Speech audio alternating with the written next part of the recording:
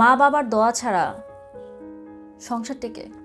সংসার যা বলো সেটা টেকে না, কিন্তু একসাথে থাকা হয়, একসাথে থাকা যাইতে পারে, কিন্তু সংসার বলতে আমি তুমি যেটা অনুভবকে বোঝে, যে অনুভূতি, সেটা সম্ভব না। কেন সম্ভব না? ধরো মা দোয়া করলো, বাবা দোয়া করলো, উপর থেকে গজব পড়বে, নট দ্যাট। মার সঙ্গে খারাপ ব্যবহার করলো, বাবার সাথে খারাপ ব্যবহার করলো, তুমি দাঁড়ার উপরে বিল্ডিং ধসে পড়বে তোমার উপরে, সেটা হবে না। কোথায় হবে জানো? অপরাধ বোধ। এই সাবকন্টিনেন্টে আমাদের কাছে মা হচ্ছে দেবী, মা হচ্ছে আল্লাহ রসুলের পরে যদি কেউ থাকে সেভাবে আমরা মা বাবাকে গ্রহণ করেছি। তো হয় কি, যদি আমার মা আমার প্রতি কোনো কারণে অসন্তুষ্টি থাকে, আমার মনের মধ্যে অতৃপ্তি থাকবে, তাই না? আমার মা আমার বউয়ের প্রতি খুশি যদি না থাকে, আমি আমার বউয়ের দিকে তাকাইতে পারবো না। তো তাকাইলে আমার মায়ের মুখ চোখে পড়বে, মানে বাহার আমার মাটা এই মহিলার কারণে কষ্টে আছে। সে তুমি যত রূপবতী হও, যত কোটিপতি হও, তোমার দিকে আমার তাকাইতে ইচ্ছা করবে না। সো মা বাবা যদি অভিশাপ দেয়, ওই আল্লাহ আমাদের বিবেকবোধের তাড়নায় সেই সংসারকে অসুখী করে দেবে। আমরা নিজেরা করবো আসলে, কারণ আমি চাইবো না আমার মা অসম্মানিত হোক, আমার বাবা অসম্মানিত হোক। আমি তোমার সাথে সংসার করতে আসছি, জীবন শেয়ার করতে আসছি না? আমার অনুভূতি আমি তোমার সাথে শেয়ার করতেছি। তুমি তো জানো যে ওরা কি আমার জন্য।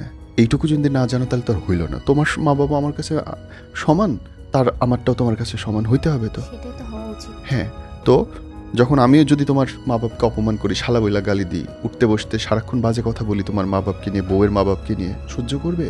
বউ তো তেনা তেনা করে ফেলবে সংসার। তাহলে তুমি যে বাংলাদেশের 99% ঘরে এটা হয় যে বউরা হাজবেন্ডের কাছে এসে তার মা বাপের নামে কথা বলতেছে, শ্বশুর শাশুড়ির নামে। বউরা, স্বামীরা কি বলে? রেয়ার।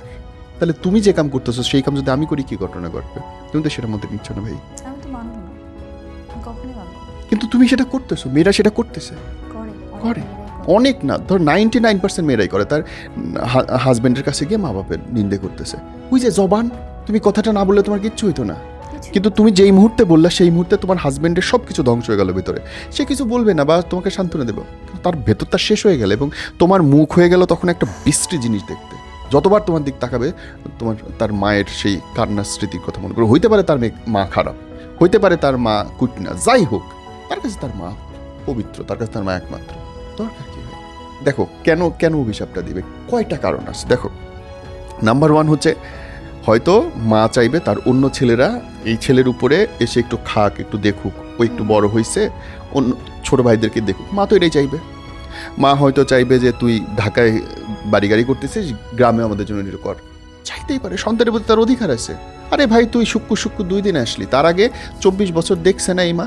এত সহজে সে সব অধিকার কর্তৃত্ব ছেড়ে দিবে? তা তো হয় না, আশা করাই উচিত না। এগুলো চাইতে গেলে বউদের কাছে খারাপ হয়ে গেল। তো অভিশাপ যদি দেয়, অভিশাপ দেওয়াও লাগে না মা বাবা।